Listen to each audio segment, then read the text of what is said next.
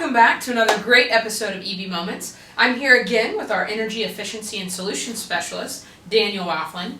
Daniel, one of the questions we've gotten a lot is how do the chargers work for an electric vehicle? So there's similar in the fact that we still have something that plugs into the car. We're not pumping gas into the car, we're pumping electricity into the car. But there's different kinds of charging. So with the electric vehicle, you have level 1, level 2, and DC fast charging. Level 1, level 2, and DC fast charging. Level 1 is your standard 110 outlet. Level 2 is a 220 volt plug, kind of like a dryer. And then DC fast charging are very large. They're going to be in more of your convenience areas, and they'll charge your car up a lot faster.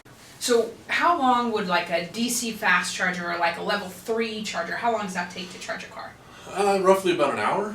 You Okay. can get 80% of a charge in probably the first hour of a charge. So if when am I likely going to use a charging structure like that? So if you've gone on a longer trip, the range for electric vehicles are between 250 to 300 miles these days. So if you go on a longer trip, say Dallas, sometimes you'll want to stop in Ardmore or somewhere, maybe Decatur or Denton, to plug in a little bit to top it off to get you back to a certain point. Okay. And then your level 2, talk to me, that is what we rebate at OEC. That's what we recommend having in your home. Talk to me a little bit about that. How long does it take? How does it get set up in your house, etc.? So you're going to have an electrician come out and wire a NEMA 1450 plug. It's a 220 volt plug, like I said, very similar to a dryer. That plug will take, on the Chevy Bolt that we have, will take roughly 8 to 9 hours to charge it to full.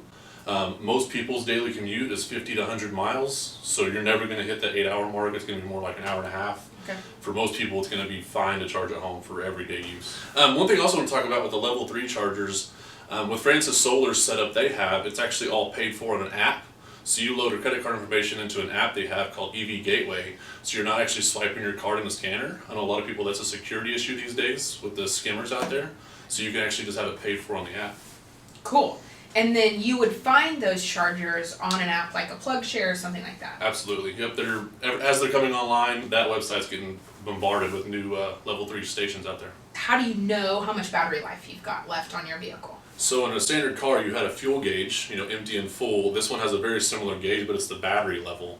And that'll actually fluctuate depending on how you're driving the car. So if you're driving it more efficiently and not using a lot of throttle, it'll actually last longer. You turn the air conditioner on, it'll drop it a little bit, but it's similar gauge style. So what's crazy about that, just the other day I was driving to a meeting that was 12 miles from my front door. So getting there, it was colder, I had the heat turned up, I'm driving on the highway. In that 12 miles, I burned about 15 miles of energy, right? On the way back, it's warmer. I was driving a little bit more conservatively. It only took me 6 miles of energy to get back. So there is some fluctuation where the more conservatively you drive, the more energy you conserve. Absolutely. Actually, I think it's a fun game. I took it to lunch one day and actually put more miles back onto the battery than I used to go to lunch. And the way you can do that is anytime, just as a reminder, anytime you press the brake, you're actually regenerating the battery. So the flow of energy, instead of going out of the car, goes back into your battery, which is pretty incredible. Absolutely.